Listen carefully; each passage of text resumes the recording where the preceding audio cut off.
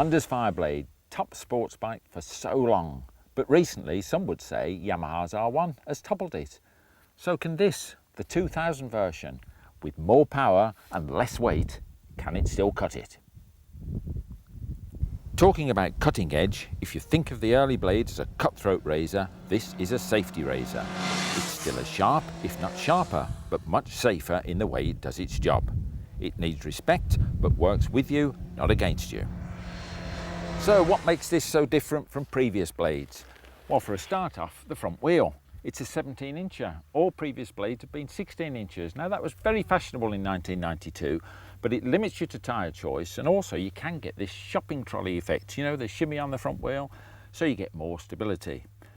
Not only that, and you get a better tyre choice of course as well with a 17-incher. Not only that, look at the size of these discs. Now these aren't 310mm, they're not 320s, 330mm diameter discs. They're the biggest ever seen on a bike, absolutely enormous. And new Nissan 4-pot calipers to complement them. Also, you see here, the forks upside down as first time on a blade. You've seen them on the SP1, but not on a blade. But they've now got them as light as ordinary telescopic front forks, so that's why they've gone with them, but you do get more rigidity. And talking about rigidity, up on the frame here, if you can follow me, the frame twin spar looks somewhat similar, but much beefier up at the headstock, and they say it's actually 30% more rigid than the old one.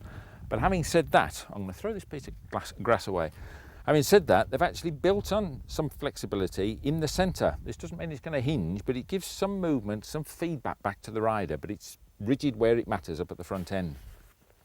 When you come back down here, it looks as though there's a chunk of frame missing, and in effect there is. But what they've done is bolted the frame onto the back of the engine there, and also the swing arm is bolted onto the back of the engine. Really beefy, and it's massive. Talking of the swinging arm, I don't know whether you can see it from there, but it's a GP styled one, heavily braced on the other side as well. Big triangulation, really hefty, and it's longer than previous ones. This gives you better control over the rear suspension. The old principle of leverage, instead of it pattering up and down, more movement along the length. It's also allowed them to move the engine forward a bit as well. All very nice, nicely engineered package. Yes, but does it all work, you ask? Yes, it does. It's one of those bikes that feels right straight away. The suspension is on the firm side, but you can adjust it to suit you and your style. But the main thing is the bike feels right straight out of the crate. Light, but not flighty, quick to change direction, but predictable and stable. When it comes to stopping, it's 0 to 0 in no time at all. That front brake could have you on your nose in a second. Those dinner plate sized discs living up to their impressive looks. Massively powerful, but with plenty of feel. So it handles okay, but what about down in the engine room? Here, the bit that really matters to most people. It's up in capacity 929cc, and it's also up by 22 brake horsepower, so there's a lot of poke in there. They've shortened the stroke as well. That allows the engine to spin up higher, 11,500 revs peak. It's also got a titanium exhaust system. You can see them all there. And down there, it's also got a power valve, just like Yamaha have done. This is to maximise on the gas flows leaving the engine. Interestingly, they've also got another one, which you can't see, unfortunately, under the tank, because this one has got fuel injection, which is another new thing for the Fireblade. But up there, another valve, and those two valves, that one and the exhaust valve, work together to maximise airflow. And work it does, except for a slight hunting on a whiff of throttle in towns. This feels very similar to the problem I experienced with the SP1, but it's more annoying than it is a problem. It's only on a partial throttle, and this isn't a bike to run on a partial throttle for long. It likes to be worked hard and soars effortlessly through the revs right up to its 11,500 rev limit.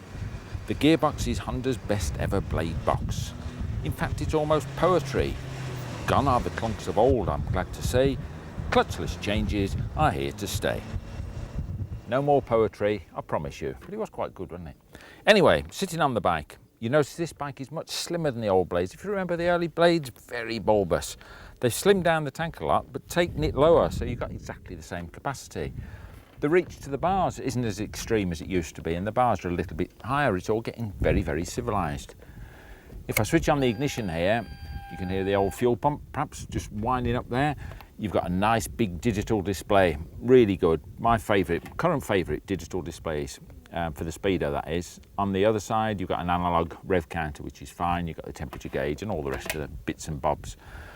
Looking at the levers here, front brake lever is adjustable, as is the norm. The clutch lever isn't, it's cable operated, not hydraulic. You can just adjust the cable there and that's all.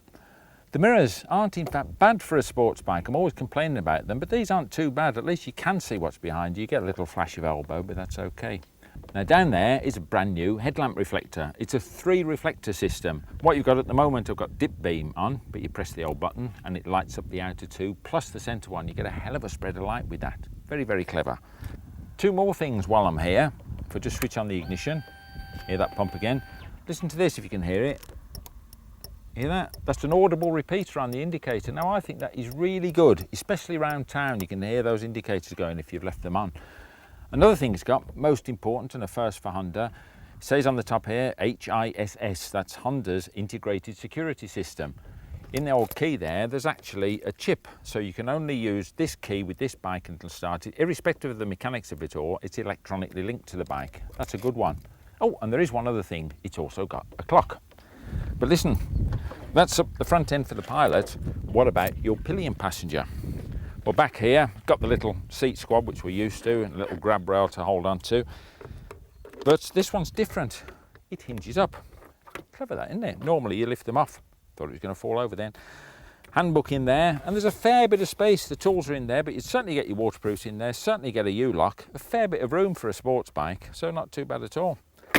Here you've got a couple of little bungee hooks, and of course you'd have to use the pillion rest hangers for the rest of it, but it's not badly kitted out. But again, I still don't fancy the pillion perch. Never mind all that, you might say. Is it better than an R1? What's better in this world of hyper-performance? It does everything it was designed to do. Both bikes are virtual perfection. In pure ultimate performance terms, the R1 might just have the edge, but in the real world we ride in, there really is nothing in it. Now it really is a well-worn cliche, but this is a case where you really do pay your money and take your choice. This parallel example, it cost you $7,499, but at the end of the day, the final choice is really down to you.